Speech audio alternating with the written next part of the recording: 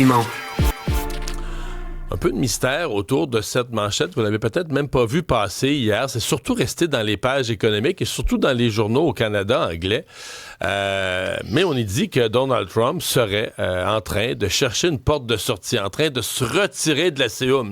Pendant que nous, le Canada, on espère la renégociation d'ici la fin de l'année, Trump serait en train de s'en retirer.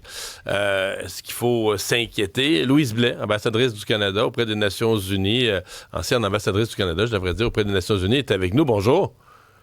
Bonjour, Mario. Est-ce qu'on a raison de s'inquiéter? Est-ce que ça peut être vrai que Trump est en train secrètement de manœuvrer ainsi? En fait, ce qui a été rapporté dans les médias américains, comme vous le mentionnez, c'est qu'il y avait pensé. Le mot en anglais, c'est mused about. Alors, et ça a été ébruité par quelqu'un à la Maison-Blanche qui a parlé à certains médias et après ça, ça a pris feu un peu aux États-Unis. Alors, c'est pas la méthode de Donald Trump. Donald Trump, quand il y a quelque chose dans la tête, il le dit.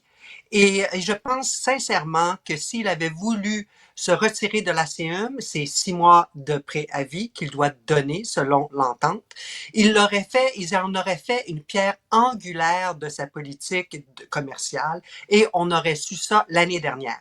Mais c'est le contraire qui s'est passé. Avec toutes les mesures tarifaires qu'il a mis en place, il a maintenu la vaste majorité de la CEM et tout ce qui est compatible, sauf dans certains secteurs qui sont affectés de façon planétaire, globale, là, comme l'acier et l'aluminium. Les exportations canadiennes sont protégées par cette compatibilité-là à la CE. Alors, je pense, mon interprétation, c'est que ça fait partie de leur stratégie de vouloir nous ébranler juste avant le début des négociations. Et aussi, une autre thèse possible, et je termine avec ça, c'est que c'est possible que qu'il y ait deux camps dans l'équipe de Donald Trump. Un camp anti-Canada, anti-ACEM et un camp pro. Et ça se peut que ce soit le camp contre qui a fait, malgré Donald Couler Trump, la nouvelle, couler la nouvelle pour essayer de voir comment les Américains allaient réagir. Comme on dit, là, faire flotter un ballon pour voir comment ça allait passer. Est-ce que le président, parce qu'on s'est posé la même question sur les tarifs, la Cour suprême des États-Unis devrait trancher la question, là, il s'est reporté, mais ça va finir par être tranché. Est-ce que Trump avait le pouvoir d'imposer des tarifs au Canada, au monde entier? Est-ce que c'était dans son pouvoir présidentiel ou est-ce que ça devait pas passer par les élus au Congrès? Et je pose la même question pour le retrait de la CEUM. Est-ce que le président, unilatéralement, lui seul, peut retirer le pays de la CEUM? C'est une question qui n'est pas tranchée. C'est une très bonne question. Elle n'est pas complètement tranchée. Alors, dans l'accord comme tel, ça dit que le chef de gouvernement peut informer les contreparties qu'il se retire, mais en réalité, puisque tout ce qui est tarifaire est normalement du ressort de la Chambre, c'est pas clair que le président pourrait même se retirer d'un accord qui a été approuvé par les deux chambres du Congrès. Ça a été approuvé à ce moment-là, ça a été entériné par les chambres. Alors, le Congrès pourrait se lever contre lui et dire « Vous n'avez pas le pouvoir de vous retirer ». Mais le moment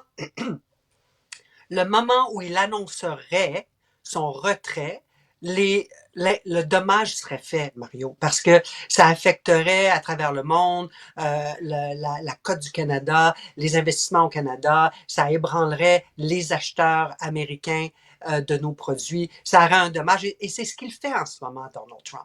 Il fait tout sauf annoncer son retrait pour nous affaiblir. C'est sa tactique, que ce soit sur le pont, Gordie Howe, que ce soit sur toutes les petites choses qu'il dit et qu'il fait, bombardier, c'est une chose après l'autre, et je pense qu'on n'a pas fini d'avoir la liste là, de ces menaces. Il nous affaiblit en attendant.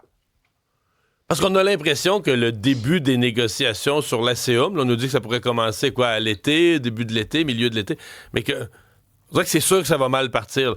Peut-être que ça va se conclure. Peut-être qu'à la fin, on va arriver à un nouvel accord.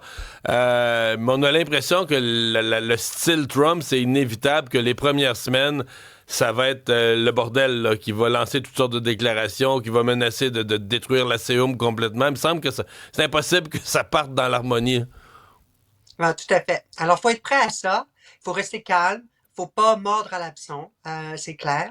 Mais je dirais, Mario, que les négociations ont déjà débuté avec le Mexique. Alors, c'est les informations qu'on a. Et Jamieson Greer, qui est le négociateur en chef là, de USTR, l'a bel et bien dit que les négociations pour le renouvellement, la revue de la CEUM, se feraient de façon bilatérale. Alors, les Mexicains sont plus avancés que nous. Nous, on essaie de faire démarrer les choses aussi. Mais le danger, l'autre danger, c'est qu'on se fasse imposer les conditions pré-négociées avec les Mexicains sur les secteurs d'importance au Canada, comme l'automobile. Alors, tu sais, il y a ça aussi là, dans le Mhm. firmament. Alors, non, est-ce qu'on est en position idéale en ce moment? Je dirais que non. On n'a pas la bonne foi, on n'a pas, tu sais, la chaleur des relations qui permettrait peut-être d'éviter certains contre-coups. Mais c'est clair que je suis d'accord avec votre thèse qu'au bout du compte, on va probablement se voir, on va probablement arriver avec une ACEUM qui va survivre, mais c'est pas exclu que le cas de figure va rester, qui va nous laisser dans l'incertitude, donc il va pas se retirer, mais au lieu de renouveler l'ACEUM pour les prochaines 10 années, il va faire le renouvellement annuel. Donc, il va nous garder sur le qui-vive et Constamment. parce qu'il pense que ça l'avantage. Oh, ça, c'est un point de vue intéressant quand même, le renouvellement annuel, quand on est en négociation puis en menace perpétuelle. Question, peut-être pour conclure notre discussion simpliste, mais je nous ramène il y a 4, 5, 5, 6 ans passés, Donald Trump parlait de cet accord, de ce libre-échange nord-américain. C'était l'ALENA à l'époque, et ça, l'ALENA, c'était un accord épouvantable, terrible, le pire, prouvant qu'avant lui, les autres présidents des États-Unis, républicains ou démocrates, c'était tous des pas bons, des faibles, tout ça. Par contre, là, la CEUM, c'était négocié par lui. Ça, c'était le meilleur accord de tous les temps, extraordinaire, merveilleux et un peu plus. Et qu'est-ce qui s'est passé? C'est comme si là, tout à coup, il serait en train de désavouer son propre accord. Là. Ça me semble que c'est plus compliqué pour lui, ça. Ben oui, tout à fait. Puis, il faut se souvenir que lors de sa campagne électorale pour le premier mandat, c'était un de ses grands points. Il allait déchirer l'ALENA.